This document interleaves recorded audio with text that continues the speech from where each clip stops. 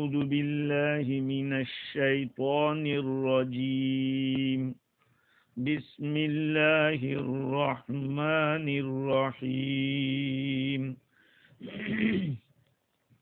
واتبعت ملة آبائي إبراهيم وإسحاق ويعقوب ما كان لنا أن نشرك بالله من شيء ذلك من فضل الله علينا وعلى الناس ولكن أكثر الناس لا يشكرون يا صاحبي السجن أأرباب متفرقون خير أم الله الواحد القهار ما تعبدون من دونه إلا أسماء سميتموها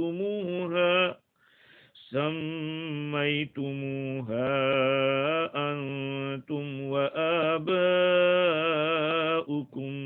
ما أنزل الله بها من سلطان إن الحكم إلا لله أمر ألا تعبدوا إلا إياه ذلك الدين القيم ولكن أكثر الناس لا يعلمون صدق اللہ العظیم۔ بزرگوں، پیارے بھائیوں، سننے والی خواتین، اپنی گفتگو یہاں تک پہنچی تھی کہ سیدنا یوسف علیہ السلام نے جیل کے ساتھیوں کو غیب کی پوشیدہ باتیں بتلانے کا اور ان کی خواب کی تعبیر بتلانے کا وعدہ کیا، لیکن یوسف علیہ السلام نے پہلے ہی ان کو خواب کی تعبیر نہیں بتلائی، بلکہ دین کی طرف دعوت دینا شروع کر دیا،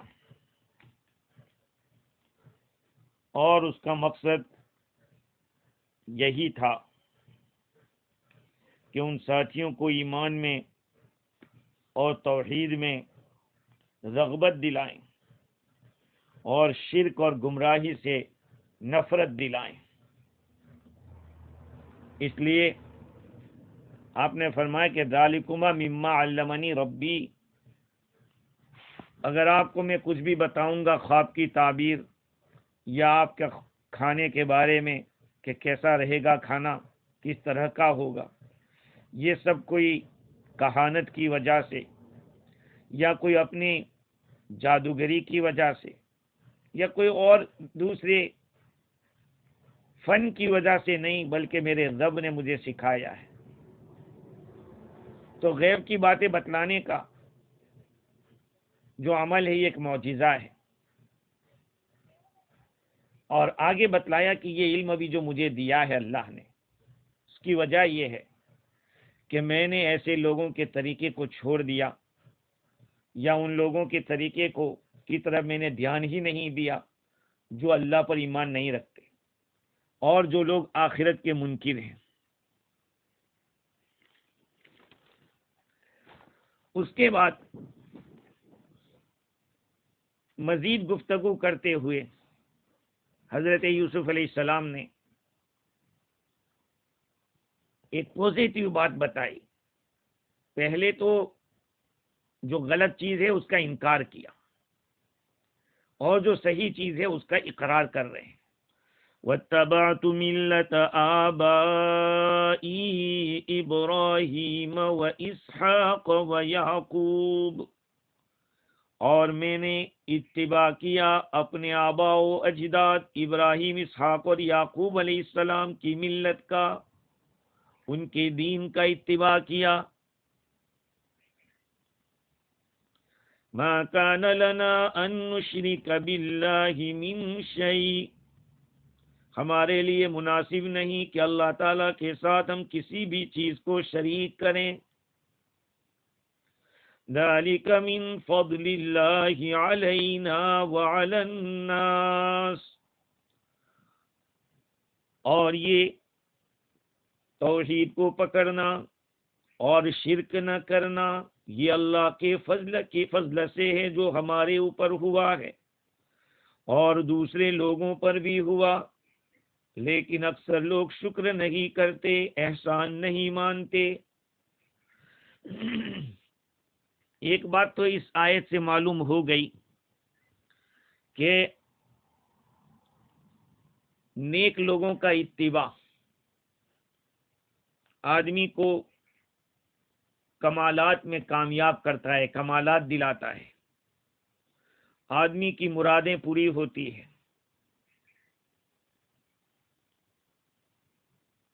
اس لیے یوسف علیہ السلام نے فرمایا کہ میں نے تو اپنے باپ دادا، میرے ابا یعقوب، ان کے ابا اسحاق اور ان کے ابا ابراہیم، میں نے ان کے طریقے کو اپنایا ہے.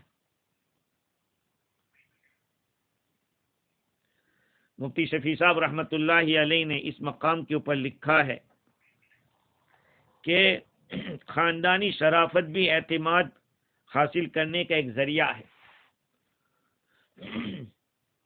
ذاتی طور پر تو یوسف علیہ السلام کو ان لوگوں نے پرکھ لیا تھا کہ یہ کس درجے کے آدمی ہے، لیکن خاندانی شرافت بھی ایک بہت بڑی نعمت ہے. اس لیے آپ نے اپنے شجرے نسب کو بیان کر دیا کہ یہ ان کی اولاد میں سے ہوں میں اور یہ میرے پوروجوں ہیں.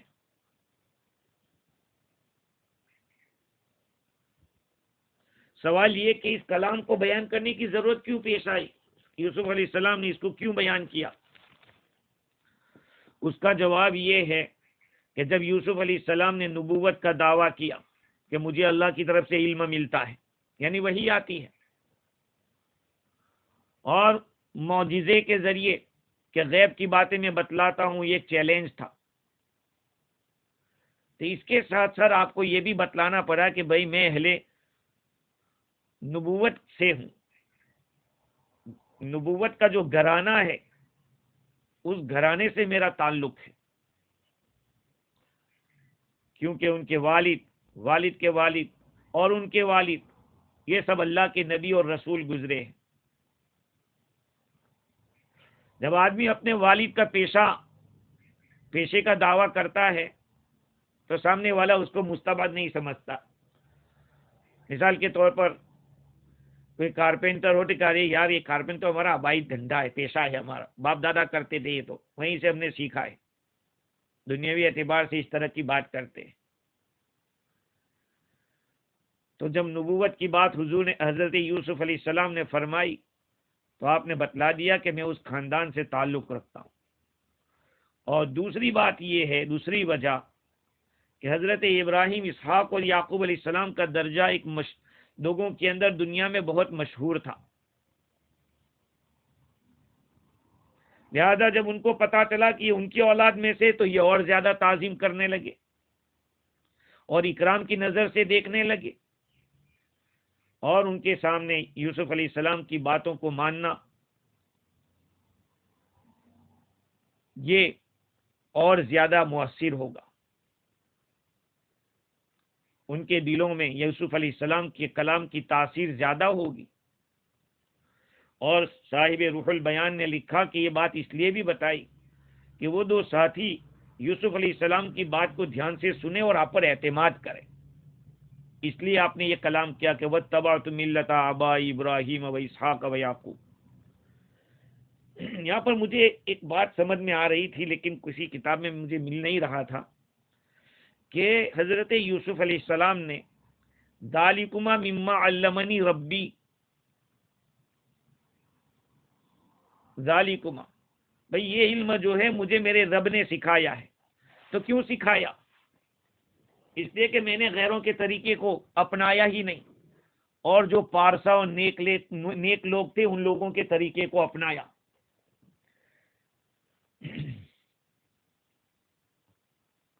تعویلات نجمیہ کے حوالے سے صاحب روح البیان نے لکھا کہ جب میں نے اس ملت کو جو غیروں کا ہے اس کو میں نے چھوڑا، یعنی میں نے اس کو پکڑا ہی نہیں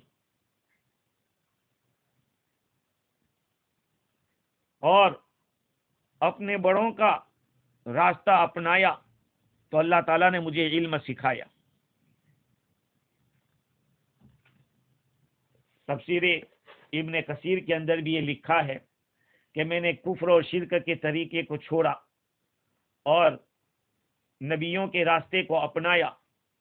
یہی ہوتا ہے ان لوگوں کا حال جو ہدایت کا راستہ اختیار کرتے ہیں، نبیوں کے طریقے کو اپناتے ہیں اور گمراہ لوگوں کے راستوں سے اعراض کرتے ہیں، تو اللہ تعالیٰ ان کے دل کو ہدایت دیتے ہیں، اللہ تعالیٰ ان کو ایسا علم سکھاتے ہیں جو نہ جانتے ہو، اور اللہ تعالیٰ ان کو قوم کا پیشوا بناتے ہیں، بھلی باتوں کے اندر لوگ ان کا اقتداء کرتے ہیں، ان کی پیروی کرتے ہیں۔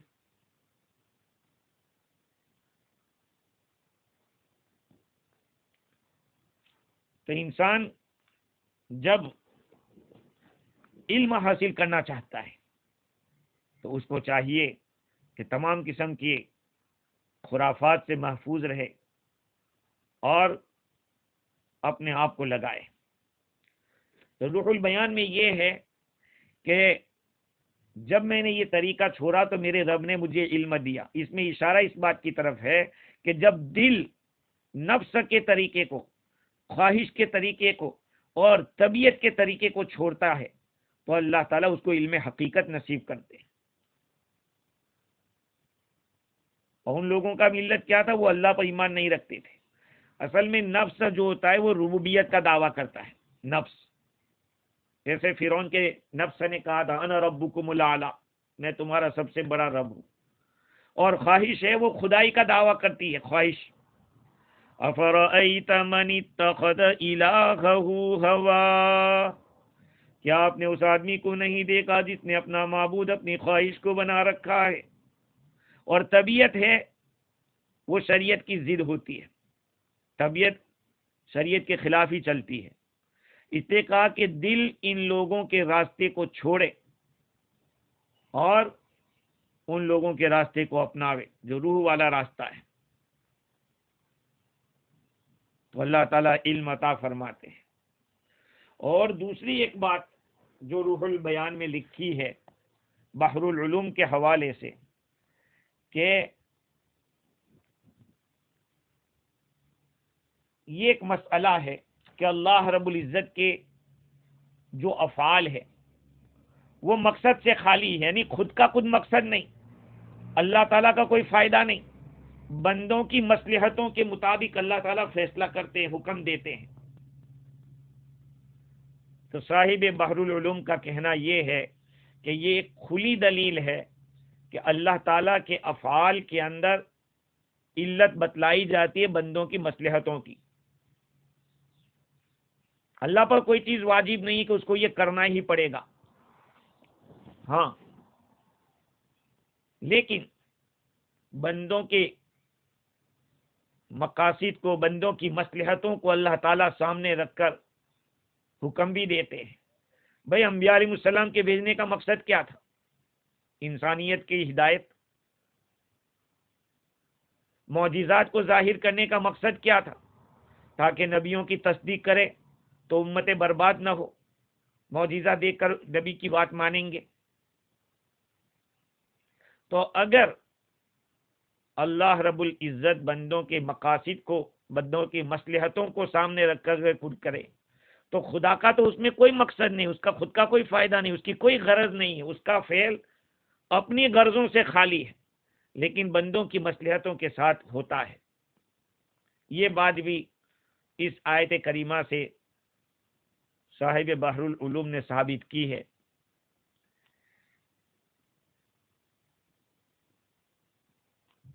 اللہ تعالیٰ فرماتے ہیں کہ یوسف علیہ السلام نے یہ کہا واتبعت ملت آبائی ابراہیم و اسحاق و یعقوب ما کان لنا ان نشرک باللہ من شیء. ما کان لنا، لنا سے مراد انبیاء علیہ السلام کی جماعت، کہ ہم انبیاء کی جماعت کے لیے بالکل یہ مناسب نہیں کہ ہم اللہ تعالیٰ کے ساتھ کسی بھی چیز کو شریک کریں، اس لیے کہ انبیاء علیہ السلام کے نفوس اتنے پاک ہوتے ہیں، علم وافر مقدار میں ہوتے ہیں. من شیء، کسی بھی چیز کو اللہ کے ساتھ شریک کرنا یہ زیبا نہیں. اب وہ چیز چاہے فرشتہ ہو، چاہے جنات ہو، یا چاہے انسان ہو، اللہ تعالیٰ نے من شیء کہہ کر شرک کی تمام قسموں کی نفی کر دی. کوئی بھی کسی بھی قسم کا شرک جائز نہیں. جیسے کہ بعض لوگ بتوں کو پوجا کرتے ہیں، بعض لوگ آگ کی پوجا کرتے ہیں، بعض لوگ سورج اور چاند کی کرتے ہیں، تو کچھ ستاروں کی کرتے ہیں، تو بعض لوگ تو عقل کی پوجا کرتے ہیں، بعض نفس کی. ارے یہاں تک کہ دنیا میں لوگ شرمگاہ کی بھی پوجا کرنے والے ہیں. ما کان لنا، سوال یہاں یہ ہوتا ہے کہ لنا کیا نبیوں ہی کے لیے جائز نہیں ہے؟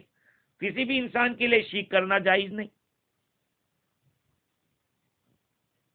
تو اس کا یہ مطلب نہیں ہے کہ دوسروں کے لیے حرام نہیں ہے، دوسروں نے کہ جائے نعوذ باللہ، بلکہ مطلب یہ ہے کہ ہمارے آبا و اجداد تو کفر سے بہت پاک رہے ہیں.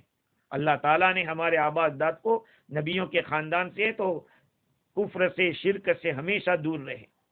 ما کان لنا ان نشرک باللہ من شیء ذلک من فضل اللہ علینا ولکن اکثر الناس لا یشکرون.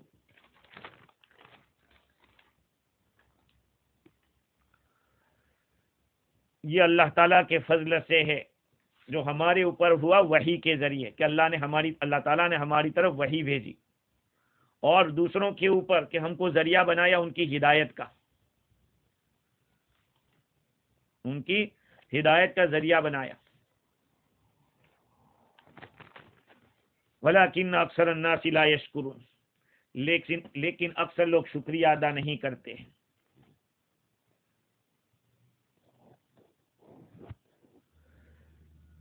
ظاہری بات ہے یہ بہت بڑی نعمت ہے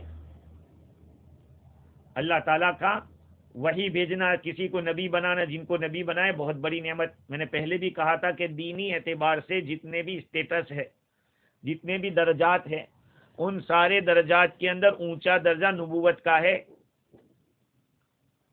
اس لیے یوسف علیہ السلام نے فرمایا ذالک من فضل اللہ علینا، ہمارے اوپر بھی ہوا، وعلی الناس، اور دوسرے لوگوں پر بھی. دوسرے لوگوں پر کیسے احسان؟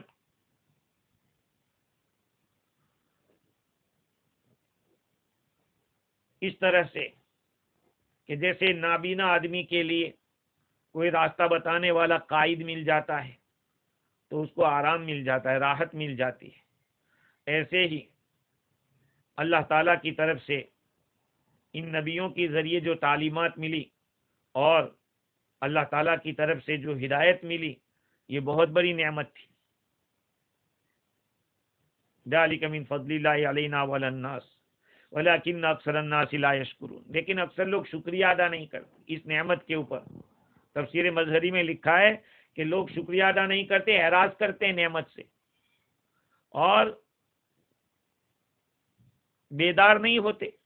نعمت کو نعمت سمجھ کے آدمی کو چاہیے کہ اس کی قدر کرے.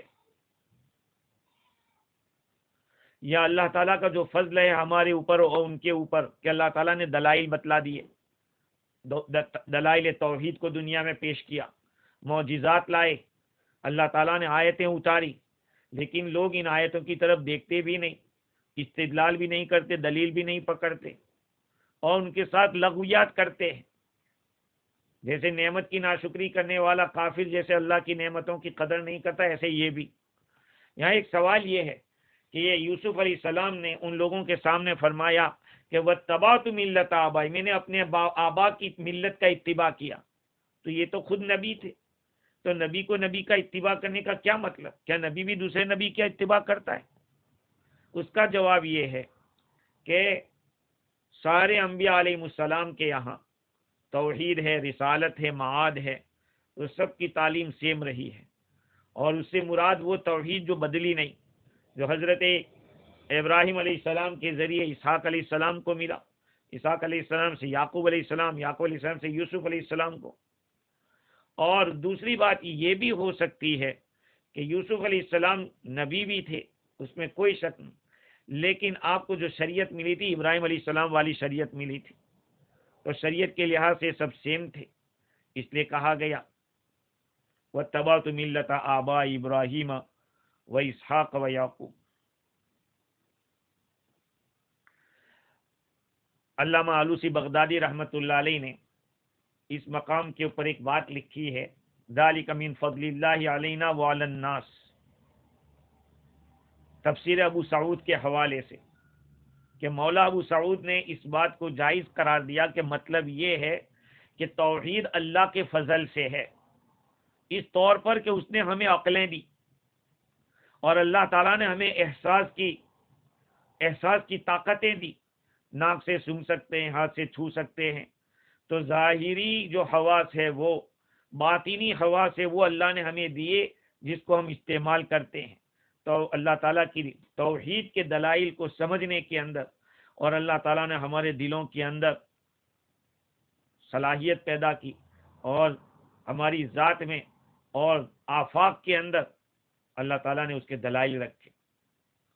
دوسرے لوگوں کو بھی یہ چیزیں دی گئی، تو کہ بھئی کیا مسلمان ہی کو اللہ نے کان دیے کہ وہ سنتے ہیں؟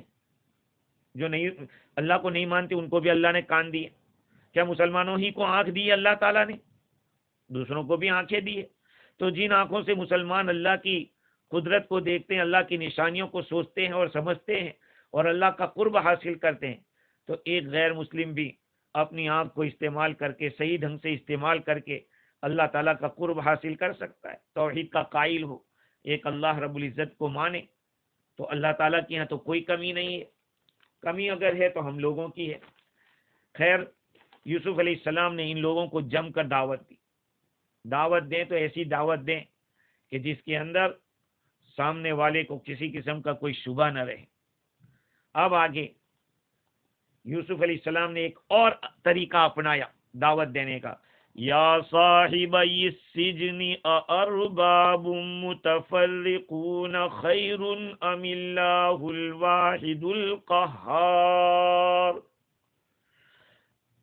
اے میرے قید کی جیل کے ساتھیوں، قید خانے کے رفیقوں، کیا کئی معبود جو جدا جدا ہو وہ بہتر ہیں، یا ایک اکیلا زبردست اللہ بہتر ہے؟ ما تعبدون من دونه الا اسماء سمیتموها انتم وآباؤکم، اللہ کو چھوڑ کر تم پوجا نہیں کرتے مگر چند ناموں کی جن کو تم نے اور تمہارے باپ دادا نے رکھ لیے ہیں۔ ما انزل اللہ بها من سلطان، جن کے لیے اللہ تعالیٰ نے کوئی سند اور کوئی دلیل نہیں اتاری۔ ان الحکم الا للہ، حکم تو اللہ ہی کا چلتا ہے، اللہ کے سوا کسی کی کوئی حکومت نہیں۔ امر اللہ تعبدوا الا ایاہ، اس نے حکم دیا کہ مت عبادت کرو مگر اسی کی۔ ذالک الدین القیم، یہی سیدھا راستہ ہے۔ ولیکن اکثر الناس لا یعلمون، لیکن اکثر لوگ جانتے نہیں۔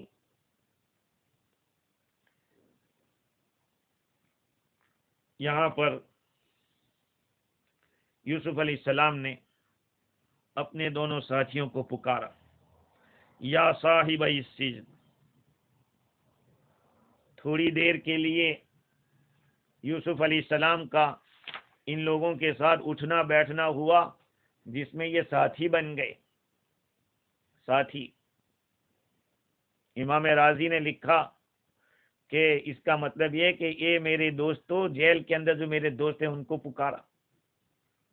اور یہ بھی احتمال ہے کہ جیل میں تھوڑی ساتھ رہنے کی وجہ سے قسم کی دوستی ہو گئی، فرمایا کہ میرے جیل کے ساتھی ہو۔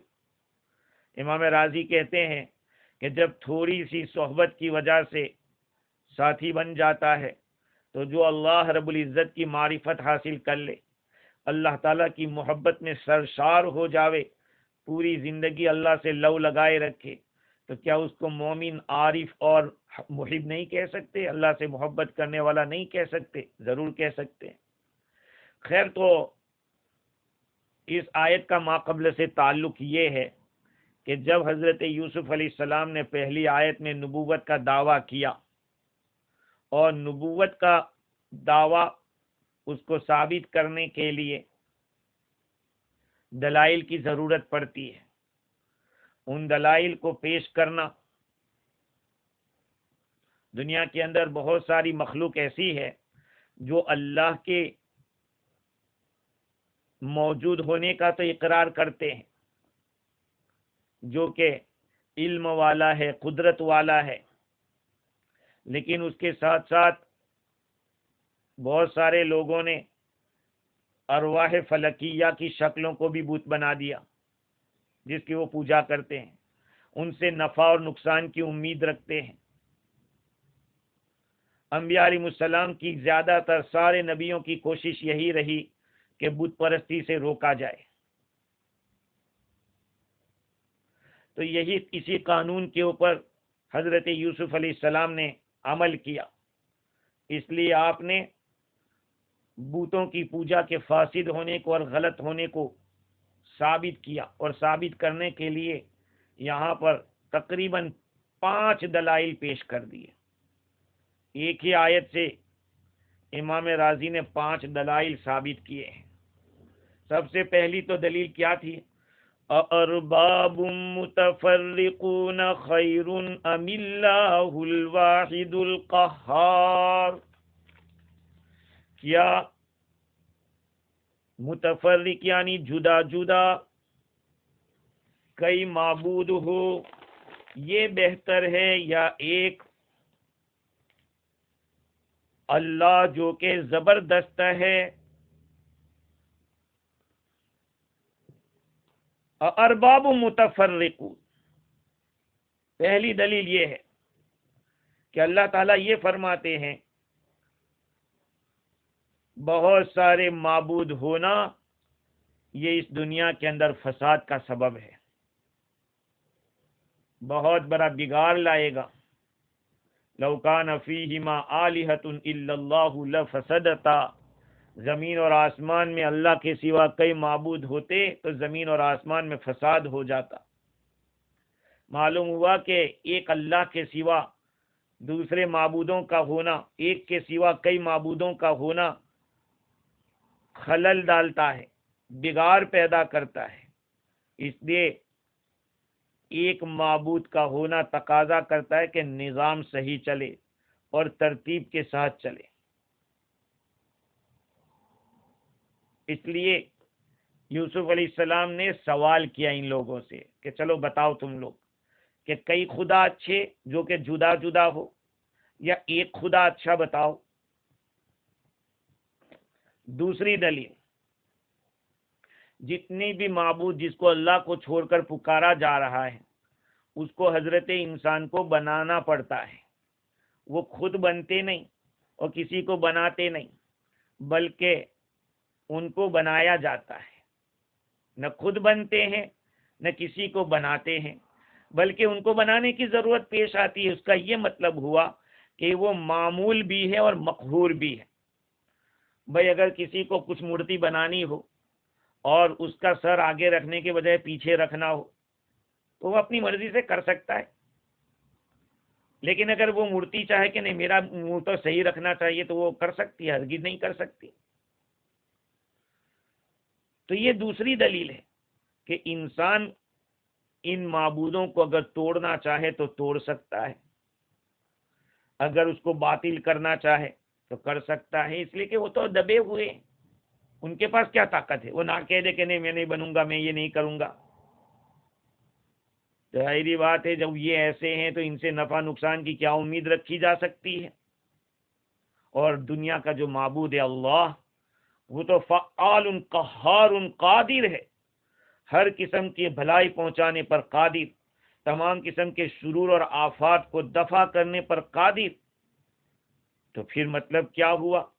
اب بتائیے، ایسے معبود جو کہ دبے ہوئے ہو، ذلیل ہو، ان کی عبادت کرنا بہتر ہے، یا ایک اللہ جو کہ زبردست ہو اور اس کا نام اللہ ہو، ایک بھی ہو، اکیلا بھی ہو، تو کیا اس کی عبادت افضل ہے؟ بتاؤ۔ پہلے تو ارباب کا لفظ جو کئی خدا کے معنی میں، اس کے مقابلے میں واحد لائے، واحد القہار، اور متفرقون کہا تھا، ارباب متفرقون، الگ الگ۔ الگ الگ کا مطلب ایک بالکل چھوٹا ہوتا ہے، ایک بہت بڑا ہوتا ہے، تو کسی کو کیسریا کلر لگاتے ہیں، کسی کو لال کلر لگاتے، کسی کو کالا کلر لگاتے، سب شکلیں بھی الگ، کلر بھی الگ۔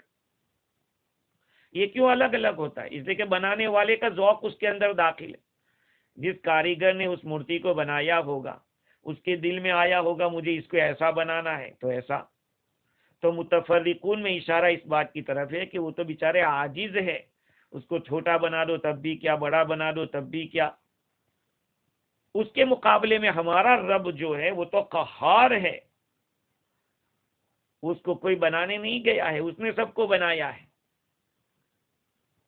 تیسری دلیل یہ ہے کہ وہ تو اکیلا ہے، واحد ہے، اور اکیلا ہونا یہی اس کی عبادت کو لازم کرتا ہے، اس لیے کہ اگر اس کے سوا کوئی دوسرا بھی ہوتا جس کو ہم نہیں جانتے، جس نے ہمیں پیدا کیا ہو، روزی دی ہو، ہماری تکلیفوں دور کیا ہو، تب تو پھر ہمیں شک ہوتا کہ ہم اس کی پوجا کریں یا اس کی کریں، اس کی کریں یا اس کی کریں۔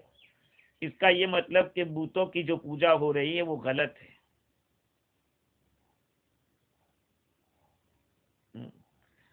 اور اگر یہ دیکھیں کہ کئی بت ایک جگہ پہ جمع ہو جائیں، ایک ساتھ جمع ہو جائیں، تھوڑی دیر کے لیے سمجھ لو کہ چلو نفع دے رہے ہیں، نعوذ باللہ دے رہے ہیں، چلو تو کتنے بھی ہو جائیں گے، لیکن ہمیں کیا پتا چلے گا کہ اس نے ہمیں نفع دیا؟ جیسے بہت ساری دیویوں کو مانتے، تو اب کون سی دیوی خوش ہو کر آئے گی اور کس نے کیا ہے یہ؟ تو اب تو شک ہو گیا کہ اس کی پوجا کرے یا اس کی کرے۔ اس لیے بہتر یہی ہے کہ ایک ہی خدا کی پوجا کرو جو سارے کام بنانے والا ہے، بگڑے ہوئے بھی وہی بناتا ہے، ہاں ساری چیز اس کے قبضے میں ہے، مخلوق کو پیدا کرنے، کائنات کو بنانے والا اس کے سوا کوئی نہیں ہے۔ ہم نے تو ایک ہی خدا کو مانا ہے، اب دوسرا تو یہ نہیں کہہ سکتا کہ میں کرتا ہوں، کیونکہ ہم تو اس کو مانتے ہی نہیں، ہم تو ایک ہی اللہ کو مانتے ہیں۔ اچھا، چوتھی دلیل یہ ہے کہ اگر یہ بت آپس میں ایک دوسرے کی مدد کرنے پر آ جائے کہ چلو ہم سب کا کام بنائیں گے،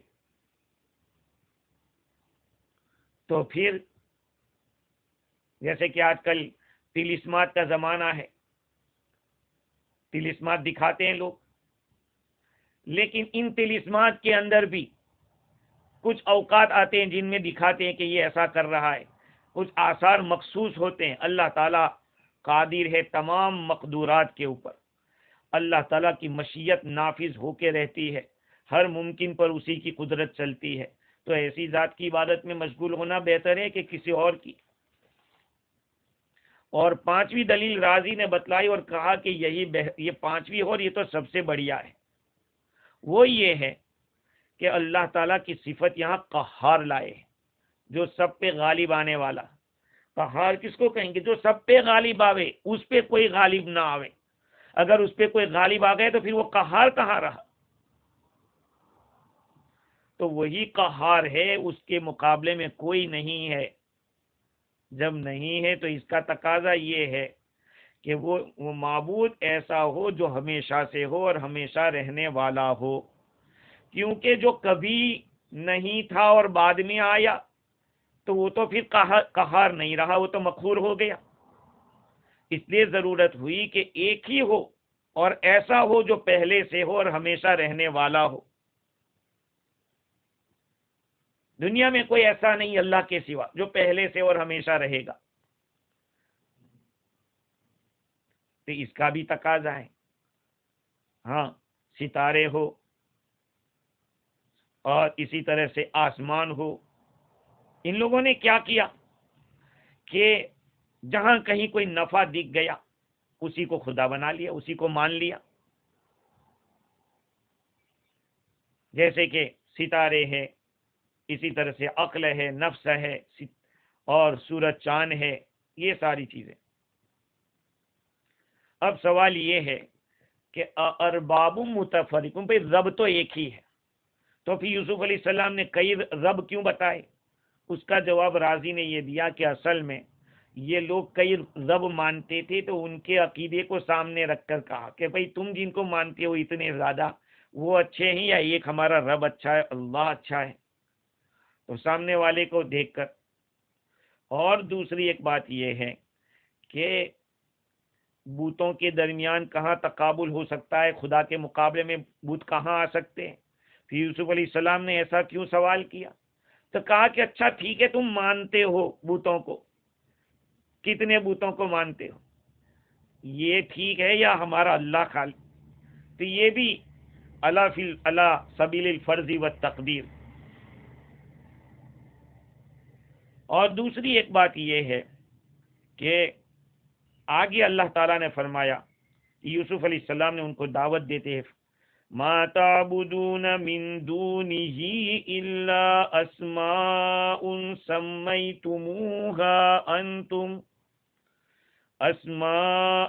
سميتموها انتم وآباؤكم. تم اللہ کو چھوڑ کر نہیں عبادت کرتے مگر چند ناموں کی جس کو تم نے اور تمہارے باپ دادا نے رکھے. تو اس آیت میں تو ایسا کہا کہ صرف نام ہے، کوئی چیز ہے ہی نہیں.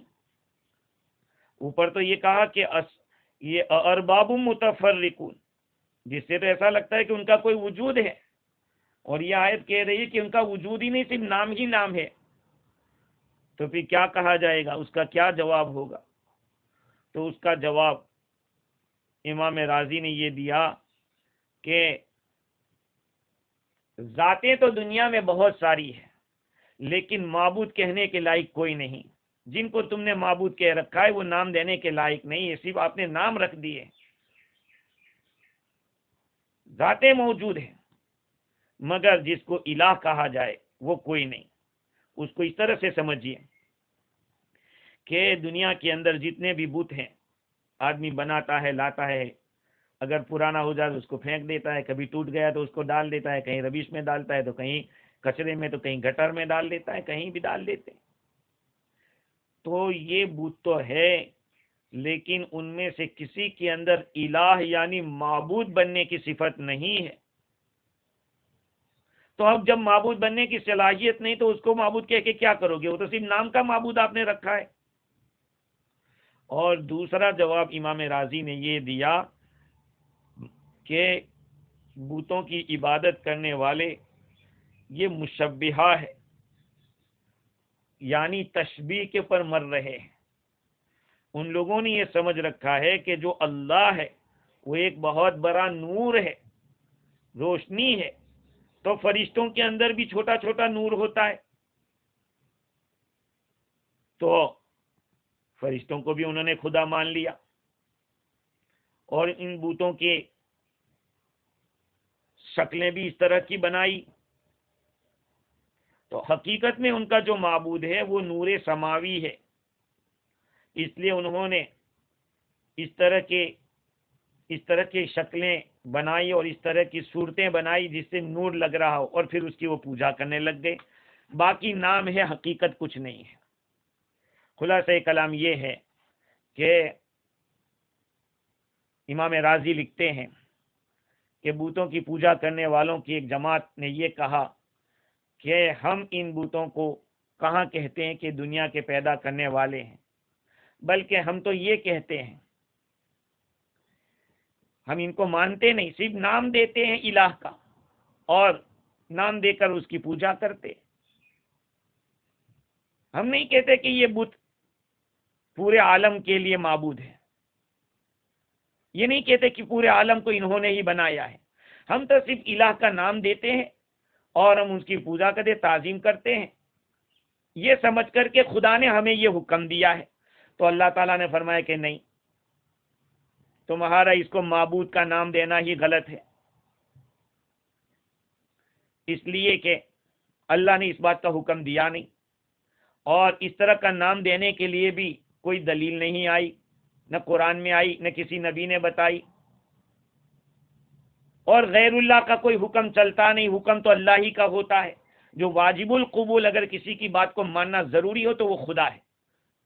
ماں باپ کی بات بھی کبھی کبھی ٹالنی پڑتی ہے اگر وہ اللہ کی نافرمانی والی بات ہے تو، لا طاعت لمخلوق فی معصیت الخالق، اللہ کی نافرمانی والی بات اگر ماں باپ بھی کہے تو وہ مانی نہیں جائے گی۔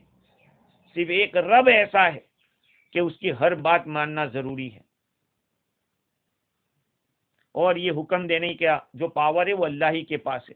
اس نے تو یہی حکم دیا کہ میرے سوا کسی کی عبادت مت کرنا، اس لیے کہ عبادت انتہائی درجے کی تعظیم کا نام ہے، انتہائی درجے کی رسپیکٹ کا نام ہے، اور یہ اسی کے لیے ہو سکتا ہے جس نے انتہائی درجے کا انعام دیا ہو، جس نے اعلیٰ درجے کا احسان کیا ہو، اور وہ اللہ کی ذات ہے جس نے ہمیں پیدا بھی کیا، زندگی بھی دی، عقل بھی دی، روزی بھی دی، ہدایت بھی دی، یہ ساری نعمتیں اور اس کے سوا اور بھی انگنت نعمتیں ہیں۔